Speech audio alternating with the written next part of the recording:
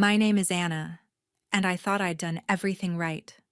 For 18 years, every extra shift, every canceled vacation, every worn-out pair of sneakers went into one place: the college fund for my daughter Mia. $199,000. That number was my private trophy, the proof that I had beaten the odds as a single mom. Then, one morning, I opened my banking app and felt the floor vanish beneath me. My joint savings account, the one I'd naively kept with my mother for security ever since I was 19, showed a balance of exactly zero. One single transaction, $199,000 withdrawn. Under authorized user, the name was hers, my mom.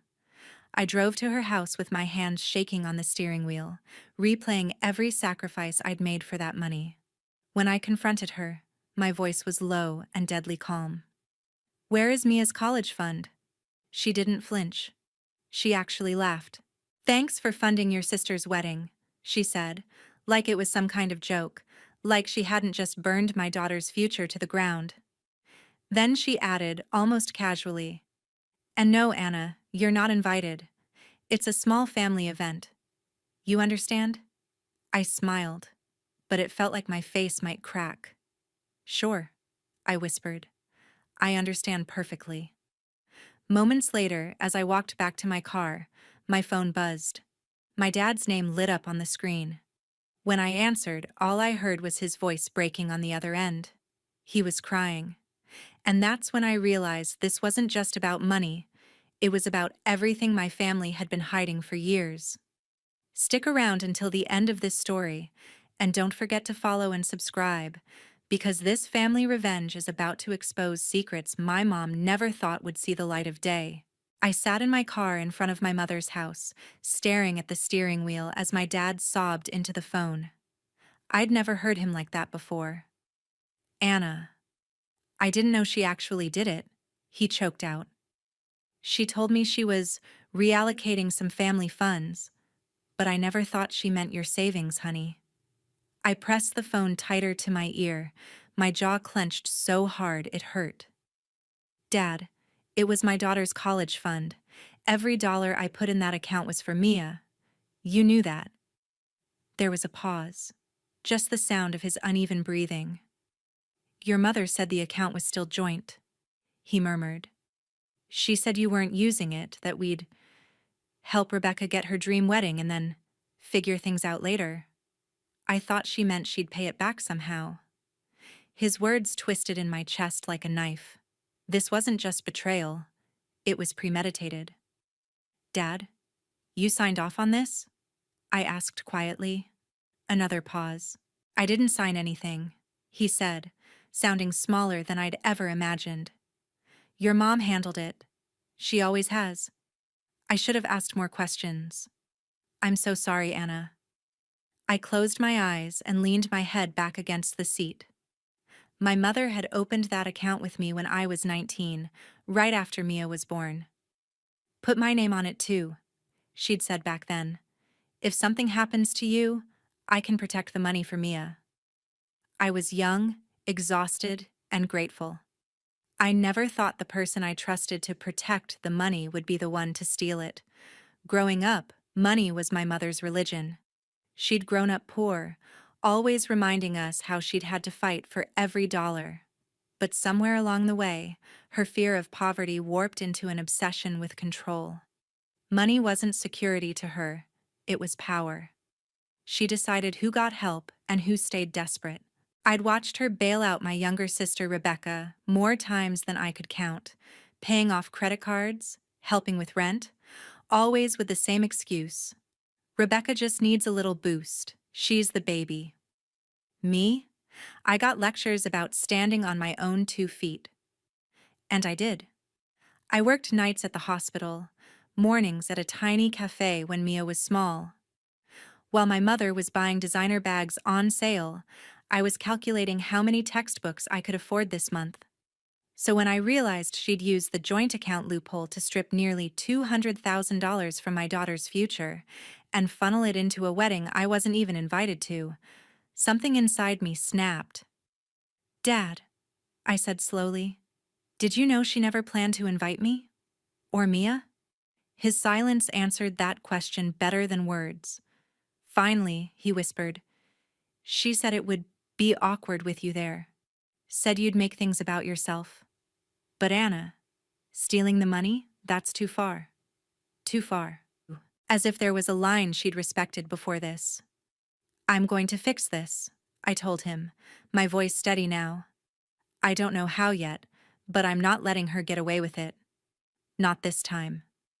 After I hung up, I sat in that driveway for a long time, watching the curtains in her front window twitch like she was still peeking at me, still trying to decide whether I was a threat she needed to neutralize or a problem she could dismiss.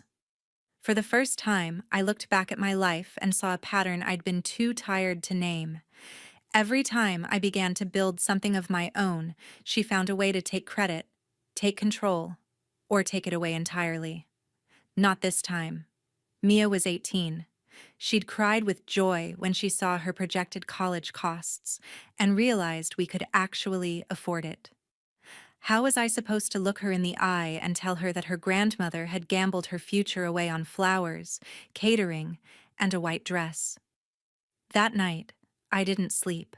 I sat at the kitchen table with my laptop and a notepad, writing down everything I knew about the account, every date, every deposit, every statement. I underlined one fact over and over again. The account had been created for Mia's education. I had the emails, the paper trail. My mother might have the money now, but I had something she'd never considered: evidence. And for the first time, I started thinking not like a scared daughter, but like a woman preparing for war. If you were in my place, would you confront your mother again, or go straight to a lawyer first? The next morning, I dragged myself to work on autopilot, my body going through the motions at the hospital while my mind replayed every conversation I'd ever had with my mother about family obligations. Between patients, I caught myself staring at the clock, counting down the minutes until I could talk to the one person who had never once made me feel small. Liam. Liam wasn't Mia's father, but he'd stepped into our lives like he'd always belonged there. He knew about the joint account. He knew how long I'd been saving. When he walked into my kitchen that evening with takeout bags and a worried look, I didn't even try to play strong. I told him everything. My mother's laugh, her dismissive, "Thanks for funding your sister's wedding," my dad's tearful phone call. Liam sat quietly as I spoke, his hands folded, his jaw tightening. When I finished, he exhaled slowly. "Okay," he said. "This is bad, but it's not hopeless." I let out a bitter laugh. "She took everything, Liam. How is that not hopeless?" He tapped the table between us. "Because you didn't just throw money in a box under her bed. You have records. You have proof that this was intended as a college fund for Mia. That matters." He was right. I'd kept every bank statement, every email confirmation when I transferred money into that account. At the time, it was just my way of keeping track. Now, it was a trail of evidence. "Step 1, Liam said, leaning forward. "We organize your documentation. Step 2, we talk to the bank. Step 3, we talk to a lawyer." I blinked. "A lawyer? You think this is a legal case?" He gave me a look. "Anna, she took $199,000 from a joint account that you funded almost entirely by yourself, with a clearly documented purpose: your daughter's education. She used it without your consent to fund someone else's wedding. At the very least, that's something the law will take seriously. At worst for her, it's fraud." The word fraud hung in the air between us. My mother, who loved to brag about her reputation and respectability at church and in the community, being investigated for fraud. I couldn't deny the small, vicious flicker of satisfaction that sparked in my chest. Still, a part of me hesitated. "She's my mom," I whispered. "Do I really want to drag her into court?" Liam's gaze softened, but his voice stayed firm. She stopped being just your mom when she stole your daughter's future. If you don't draw a line now, what else will she feel entitled to take? That night, we spread my documents out across the dining table. Old statements dating back to when Mia was in diapers, notes in my handwriting marking extra deposits. Overtime shift, Christmas bonus, tax refund. Every dollar had a story. Every story ended in the same place. My mother's smirking face, thanking me for paying for a wedding I was excluded from. I pulled up the online banking portal again and looked at the transaction details. The withdrawal had been processed at the branch where my mother knew all the tellers by first name. She probably walked in smiling, spinning some charming story about helping her struggling daughter manage her finances. The thought made my stomach turn. "Do you think she acted alone?" I asked Liam. "Or do you think Rebecca and Jason know?" He considered that. "My guess, Rebecca knows the money came from you in some vague way, but your mom probably framed it as, Anna is helping pay for the wedding. She owes the family." As for Jason, if he's smart and as involved in finances as you've said, he might know more than he lets on. I swallowed. Jason worked in finance. If he'd helped my mother move the money, that opened up a whole new angle. So I'm up against my own mother and a future son-in-law who knows how to hide money, I muttered. Perfect. Or, Liam countered, you're up against two people who think you're too soft to fight back. That's their mistake. Before bed, I texted my dad. "Dad, I need you to tell me everything Mom said about that account. Dates, phrases, anything. This is serious." He replied with just one sentence. "Whatever you decide, I'll back you this time. This time." The implication stung. All the times he hadn't backed me. All the times he'd chosen silence because it was easier than confronting the woman he lived with. But I clung to that small promise. I needed allies, even imperfect ones. As I lay in bed beside a sleeping Mia, watching her peaceful face, a new kind of anger settled into my bones. Not the wild, frantic rage from before, but something sharper, colder, calculated. My mother thought she'd won. She thought I'd scream, cry, then eventually move on, because family is more important than money. She had no idea that this time I was going to make sure her actions had consequences she couldn't charm her way out of. If someone you loved stole everything you'd built for your child, would you still worry about protecting their reputation? 2 days later, I took a personal day from the hospital and walked into the bank that had held my savings hostage for nearly 2 decades. Liam came with me, not saying much, just a steady presence at my side. The lobby smelled like polished wood and printer ink, like every other bank I'd ever been in. But today, the air felt heavier. When we sat down with the branch manager, I laid out my folder of documents on his desk. "This account was opened 18 years ago," I began, my voice steady. "In both my name and my mother's. It was created for one purpose: to fund my daughter's college education. I contributed almost all of the money you see here." I slid a highlighted statement across the desk, showing the final balance before the withdrawal. "Last week, my mother withdrew the entire amount without my knowledge or consent." The manager adjusted his glasses, scanning the papers. "Legally," he said carefully, "a joint account gives both parties the right to withdraw funds." I nodded. I'd expected that speech. "I understand that," I replied, "but I wanted on record that this was done against the intent and understanding of the person who funded the account. I want every detail of that withdrawal: who approved it, what ID was shown, what was said at the counter." He hesitated, then logged into his system. After a few minutes, he printed a report and handed it to me. "The withdrawal was done in person by Carla," he said.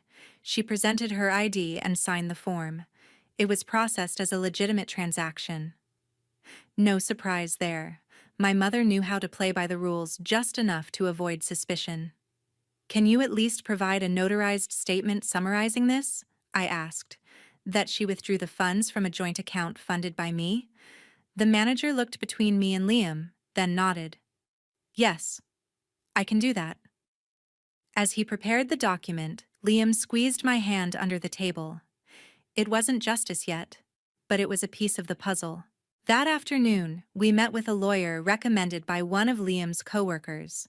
Her name was Sandra, and she had the calm, sharp gaze of someone who'd seen every kind of family disaster. After listening to my story and flipping through my evidence, she leaned back in her chair.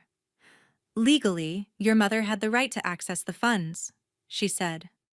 My heart sank. Then she continued. But that doesn't mean she's safe from consequences. The key here is intent and documentation. You have emails where you explicitly refer to this account as your daughter's college fund. You have proof you were the primary contributor. If we can show that your mother misrepresented her reason for accessing the funds, or use them in a way that constitutes unjust enrichment, you may have a strong civil case. Civil, not criminal? I asked. She tapped her pen thoughtfully. At this stage, it looks more civil. Seeking restitution, potentially damages. However, if there's evidence she lied to bank staff, forged anything, or colluded with someone, say, your sister's fiancé, to conceal the source of the funds, it could edge into criminal territory. That would be up to law enforcement. The idea of my mother facing criminal charges left a bitter taste in my mouth. I didn't know if I wanted her in handcuffs. I just wanted Mia's future back. What about the wedding? I asked. It's in a few weeks. She used the money to pay for it. Sandra's eyes sharpened. Good. That gives us leverage. If we can prove that wedding vendors were paid from those funds, we establish a direct line from your savings to their event. Judges don't like to see someone blow through money that isn't theirs on luxuries. On the drive home, Liam and I sat in thoughtful silence. Finally, he said, You know, if Jason's involved in tracking finances for the wedding, we might not need to guess. We might be able to get invoices, transfers, even emails tying him and your mom together on this. How? I asked. He'll never just hand those over. Liam shrugged. Maybe not willingly. But people talk. Vendors talk. And your dad? He might know more than he realizes. That evening, I called my dad again. This time, I asked specific questions.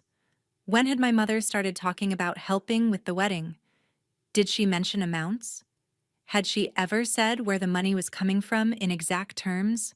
He hesitated more than once, clearly torn between loyalty and guilt. She said you weren't really using the account, he finally admitted. Said you were too practical to mind helping your sister. She kept saying, Anna will still figure something out for Mia. She always does. My chest burned. My mother had turned my reliability into a weapon against me. She counted on me being the responsible one, the one who would figure something out no matter what chaos she unleashed. After I hung up, I went to Mia's room. She was sitting at her desk, scrolling through college websites. I leaned against the doorway, suddenly unsure how to tell her. Hey, sweetheart, I said softly. Can we talk? She turned, her eyes bright. Did you get the financial aid estimates for state? I was just looking at dorm options. They're tiny, but kind of cute. The words lodged in my throat. I sat on the edge of her bed. Mia, something happened with your college fund. I told her the truth, every ugly detail. Her face went pale, then red, then pale again. Grandma took it? She whispered. All of it? I nodded, feeling my own eyes sting. I'm fighting to get it back. I've talked to the bank, a lawyer, your grandpa. I'm not giving up. But I didn't want you to dream about campuses and dorms without knowing what we're up against. Tears spilled down her cheeks, but she didn't scream. She didn't throw anything. She just said, in a small, shaken voice, I knew she liked Aunt Rebecca more. I just didn't think she'd sell my future for a party. That sentence broke something in me that my mother could never fix. That night, Mia fell asleep with her laptop still open to a picture of the campus she'd always wanted. I closed it gently and went back to the table where my documents lay. My mother had made a choice. Now I would make mine. If you were Mia, would you ever trust your grandmother again after something like this? The weeks leading up to Rebecca's wedding felt like living in a pressure cooker. Everywhere I turned, social media, extended family group chats, even random conversations at the grocery store, someone was talking about the big day. Photos of floral arrangements, venue sneak peeks, and dress fittings floated through my feeds like confetti. I blocked the group chats, muted half my contacts, but the wedding still seeped into my life like smoke under a door. My mother didn't reach out. Neither did Rebecca. The silence from their side was almost louder than the gossip I heard from everyone else.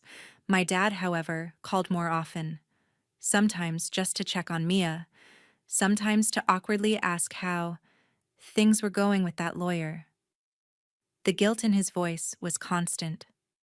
One evening, he let something slip that made my heart stop. "Your mom was bragging to one of the relatives," he said quietly. She said something like, "At least the wedding is fully covered. My girls might not always be grateful, but they'll thank me one day." I gripped the phone tighter. "Did she say how it was covered?" He sighed. "She said, Anna's savings were just sitting there. Better to use them for something beautiful than let them gather dust." She said it like she was doing you a favor. Something beautiful. My teeth ground together. My daughter's education reduced to centerpieces and a DJ. With Sandra's guidance, we focused on building a clear chain between the stolen money and the wedding. Liam helped me compile a spreadsheet tracking every large payment my mother had made in the months leading up to the withdrawal. The pattern was obvious. Big transfers to vendors, often just days after deposits from my paychecks. When Sandra saw the spreadsheet, her eyebrows rose. "Judges love patterns," she said, "and they really love clear timelines. This is good." We also started quietly reaching out to vendors. I posed as a family member helping coordinate finances and asked for duplicate invoices for my records. You'd be amazed how quickly people will email you sensitive information if you sound just stressed and polite enough. One florist even forwarded a message thread between my mother and Rebecca, where my mother wrote, "Don't worry about the cost, darling. Your sister's college stash is finally good for something fun." That email became Exhibit A. Meanwhile, Mia grew quieter. She kept her grades up, still went to school, still worked her part-time job, but she avoided any conversation that involved the future. One night, I found her deleting college newsletters from her inbox unread. "Hey," I said softly. "Why are you doing that?" She shrugged, not meeting my eyes. "What's the point, Mom? We can't afford it. I'll just go to community college and figure it out later." My heart twisted. "Mia, we're fighting this. And even if the worst happens and we don't get every dollar back, you are not giving up on your dreams because your grandmother made a selfish choice." She looked up at me, eyes red. "But what if we lose?" she whispered. "What if she gets away with it, and I'm the one who pays?" I had no easy answer, so I told her the only truth I could offer. "If we lose, you'll still have me. You'll still have Liam. You'll still have your own strength. We'll find another way. But if we don't fight at all, she definitely gets away with it. And I refuse to teach you that it's okay for people to steal from you just because they share your last name." Around that time, word began to spread in the family that Anna is making a fuss about money. An aunt texted me, "Is it true you're trying to sue your own mother?" with a shocked emoji. I replied, "It's true she emptied my daughter's college fund for a wedding. I'm trying to fix that." She didn't respond, but a cousin did. "Good," he wrote. "Someone needed to stand up to her years ago." The wedding RSVP never came for me or Mia. Officially, we were ghosts. Uninvited. Erased. But I had no intention of staying away. Not because I wanted to ruin a party, but because that was the one place everyone involved would be in the same room. My mother, my sister, Jason, extended family, all the people who had quietly benefited from my silence for years. I didn't tell many people my plan, only Liam, Sandra, and eventually, my dad. When I told him I was going to confront Mom at the wedding with evidence, his first reaction was panic. "Anna, you'll cause a scene," he said. "It'll humiliate everyone." "She already humiliated me," I replied calmly. "She humiliated Mia. The difference is, when I speak, I'll be telling the truth." He was quiet for a long time. Then he asked in a tired voice, "What do you need from me?" "The truth," I said. "And when it comes down to it, I need you not to stand between us. Not this time." As the wedding day crept closer, the nervousness in my stomach battled with a cold, focused rage in my chest. I printed every document Sandra said might matter: bank statements, screenshots of the account history, highlighted invoices from vendors, and that horrifying email about my college stash being used for something fun. I slid them into a neat folder and slipped it into my bag. On the morning of the wedding, as I zipped up a simple dress, nothing flashy, nothing that could be twisted into jealous theatrics, I looked at myself in the mirror and realized something. I wasn't the scared daughter anymore, begging for crumbs of approval. I was a mother about to walk into a room full of people who thought they knew the story and show them the real one. If your entire family was gathered to celebrate while your future was being burned as fuel for their happiness, would you walk away quietly or walk in with the truth? The venue looked like something out of a magazine: white chairs in perfect rows, fairy lights wrapped around trees, flowers cascading from every possible surface. It was the kind of wedding people posted about for weeks. As Liam and I walked up the path, I could feel eyes following us. We weren't supposed to be there. That was exactly why I'd come. My dad met us near the entrance, his tie slightly crooked, his eyes tired. "You look beautiful," he said, voice hoarse. "Thank you for coming." "You might not be saying that later," I replied, managing a small, humorless smile. He swallowed hard. "I'll tell the truth if anyone asks me direct questions," he promised. "I owe you that much." The ceremony itself was a blur. I watched from the back as Rebecca walked down the aisle in a dress that probably cost more than my car, her face glowing as if the world had never handed her a consequence. My mother sat in the front row, chin lifted, radiating satisfaction. I stared at the back of her head, thinking of the email where she joked about my savings. My fingers tightened around the folder in my lap. When the officiant pronounced them husband and wife, the crowd erupted in applause. I clapped too, but not for the same reasons. I wasn't celebrating their union. I was acknowledging the moment before everything changed. At the reception, the music was loud, the food was lavish, and the bar was open. People laughed, danced, made toasts. My mother moved around the room like a queen at court, accepting compliments on how spectacular everything was. She didn't notice me at first, tucked near the edge of the room with Liam and my dad. "You don't have to do this," Liam murmured beside me. "Yes," I said quietly. "I do." The DJ invited everyone to quiet down for speeches. Rebecca and Jason took their seats at the front table, flanked by my mother and a few close friends. The best man spoke, then the maid of honor. Laughter, clinking glasses, tears. Then the DJ said, "If anyone else would like to share a few words, now's the time." I stood up. The room shifted. Conversations paused. A few whispers rippled through the crowd. I walked toward the center with my heart pounding in my ears, but my steps never faltered. "I'd like to say something," I said, taking the microphone. The DJ, sensing drama, handed it over with a grin. My mother's smile froze on her face when she saw me. "Anna," she said through her teeth, "this isn't the time."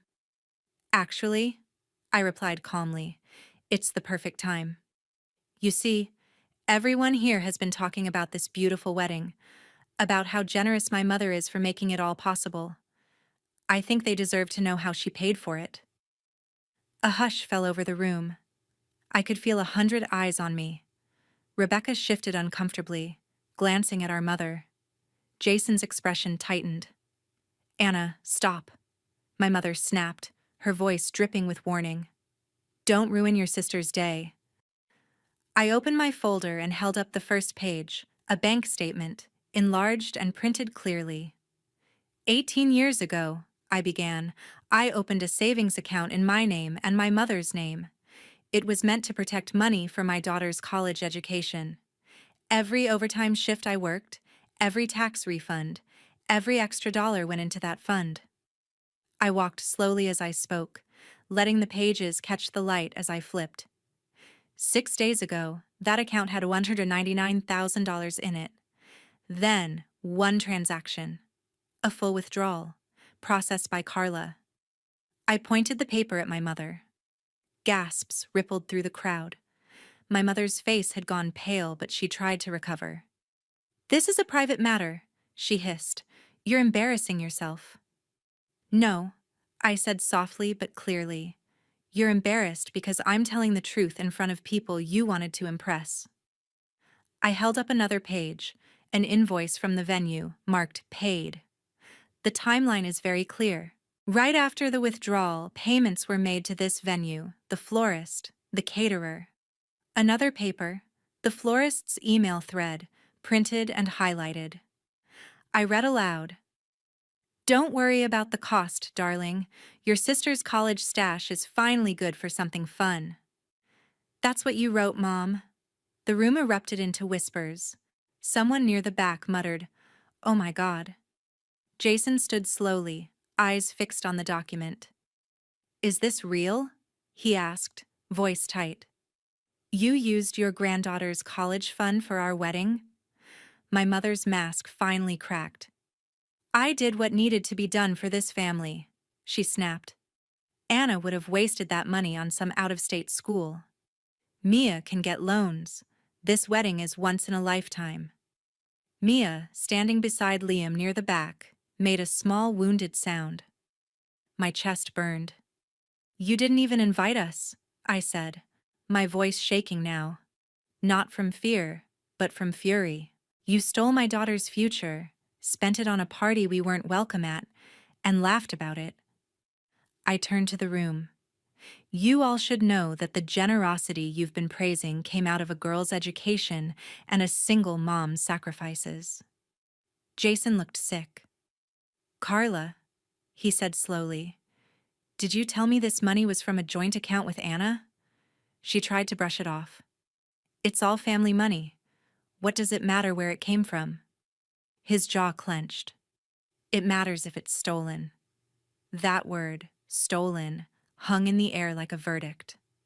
My dad stepped forward then, voice trembling but clear. "Anna's telling the truth," he said. "That account was meant for Mia's college. Carla knew that. We all did." The room shifted again. Now eyes looked at my mother with something sharper than curiosity. Judgment. Disgust. Rebecca's face crumpled. "Mom, is that why you told me not to invite Anna? So she wouldn't find out?" My mother opened her mouth, closed it, opened it again. For the first time, she looked cornered, fragile, small. "I did what I had to," she whispered. "I'm the only one who ever thinks about this family." "No," I said, dropping the last paper onto the table in front of her, a copy of the preliminary complaint Sandra had drafted, ready to file. "You're the only one who thinks your desires matter more than anyone else's future." Most people would have stopped there, but I wasn't most people. Not anymore. I looked at Mia, at Liam, at my dad, then at the guests. "I'll be pursuing this legally," I said. I won't let her bury this under family drama or guilt. And I won't let my daughter pay the price for my mother's greed. Then I handed the microphone back to the DJ, who looked stunned. For a moment, the room was frozen. Then, everything fractured at once. Voices rising, chairs scraping, Rebecca crying, Jason shouting quietly at my mother. The fairy lights still glowed. The music was still playing faintly in the background. But the illusion was shattered. If you were standing in that room, would you side with the woman who paid for your champagne, or the one who paid with her child's future? I walked out of the reception hall into the cool evening air, my hands still trembling as adrenaline slowly leaked out of my system. Liam caught up to me first, wrapping an arm around my shoulders. "You were incredible," he said quietly. "You didn't scream, you didn't fall apart, you just told the truth." Behind us, the chaos continued. Raised voices, hurried footsteps, someone crying loudly, probably Rebecca. I didn't turn around. For the first time in days, the knot in my chest loosened. A moment later, Mia reached me. Her eyes were red, but she looked lighter. "You did that for me," she said, almost in awe. "I did it for both of us," I replied. "But yeah, mostly for you." She hugged me so tightly I could barely breathe. "Even if we never see $1 of that money again," she whispered, "I'm glad everyone knows who she really is now." In the days that followed, the fallout was brutal. My mother called me once, leaving a voicemail full of accusations.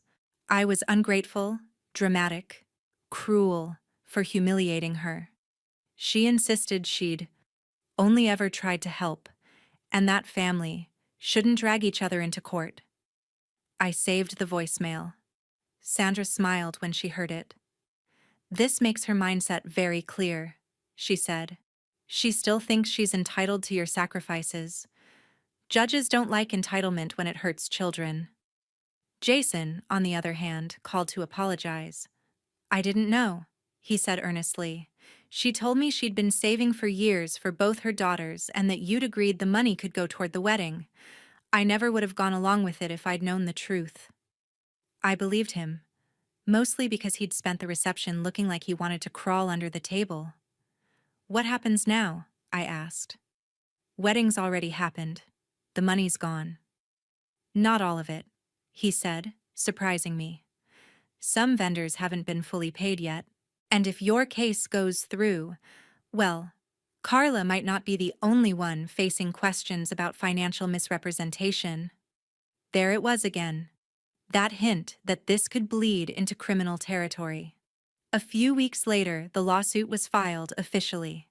Anna versus Carla, seeking restitution of the $199,000 plus damages for emotional distress and unjust enrichment. The family chat exploded when the notice reached my mother's mailbox. Half the relatives took her side immediately, parroting her lines about airing dirty laundry and disrespect. The other half stayed silent publicly but sent me private messages. "She took my college fund too back then, just not as much," one cousin confessed. Another wrote, "She's always played favorites. I'm glad someone finally drew a line." My dad ended up staying with a friend for a while. "She says I betrayed her by not shutting you down," he told me. "But I spent 30 years watching her hurt people and calling it love. I'm tired, Anna." I didn't know what would happen to their marriage, but for the first time, I believed my dad might finally choose peace over proximity. Mediation was tense. My mother arrived in a carefully chosen outfit, her hair immaculate, her eyes cold. She looked smaller somehow, though, like some of the air had leaked out of her ego since the wedding. She offered a partial settlement at first, trying to spin it as a misunderstanding. "I'll return some of the money over time, interest-free," she said. "We can work out a schedule. No need to drag this through court." Sandra's voice was smooth, but unyielding. "Full restitution," she replied. "Plus, at least some compensation for the lost time and emotional damage to Anna and Mia. Your client didn't borrow this money. She treated it like her own." My mother kept glancing at me, as if waiting for me to fold, to soften, to say, "It's okay, Mom, let's just move on." I didn't. Eventually, when the mediator left the room briefly, she leaned forward and whispered, "You're really willing to destroy your own mother over money?" I met her eyes steadily. "You destroyed my daughter's future over a party," I said. "This isn't about money anymore. It's about consequences." In the end, faced with the strength of our documentation and the looming threat of a judge who might be far less patient with her than a mediator, she caved. The settlement required her to liquidate some assets, take out a loan, and downsize her lifestyle dramatically. The house she'd once bragged about at every family gathering went on the market. The designer handbags disappeared. She cried publicly about her ungrateful daughter, forcing her into financial ruin, but privately, she paid. Every payment was wired into a dedicated account under my name only, with Mia as the sole beneficiary upon turning 21. This time, there were no joint signatures, no loopholes, no room for misunderstandings. The first time I logged into the new account and saw the balance climbing back up, I felt something I hadn't allowed myself in weeks: hope. It would take time and interest and careful planning, but there was a real chance Mia could still go to the school she'd dreamed of. When I told her the case was settled, she stared at me for a long moment. So, she had to sell her house? The one she always bragged about? I nodded. "Actions have consequences," I said, "even for grandmothers." Mia was quiet, then said softly, "I don't feel sorry for her. Is that bad?" I shook my head. "No, that's honest." Months later, standing on Mia's future campus for an orientation visit, I watched her turn in a slow circle, taking in the buildings, the energy, the buzzing possibility in the air. "We're really doing this," she breathed. "After everything, I'm actually here." I squeezed her hand. "You are," I said, "because you earned it. And because this time, we didn't let someone else decide what you were worth." As for my relationship with my mother, it never really recovered. We went low contact, polite messages on holidays, occasional updates passed through my dad. She still tells anyone who will listen that I took her to court over a misunderstanding. But the people who matter know the truth, and more importantly, so do I. I used to think being a good daughter meant absorbing harm and calling it love, forgiving without boundaries, sacrificing until there was nothing left. Now I know better. Being a good mother meant standing up to my own mother to protect my child, even when it was messy, even when it hurt, even when people judged. Especially then. If your parent showed you over and over again that their comfort matters more than your future, would you keep forgiving? Or would you finally teach them what consequences feel like?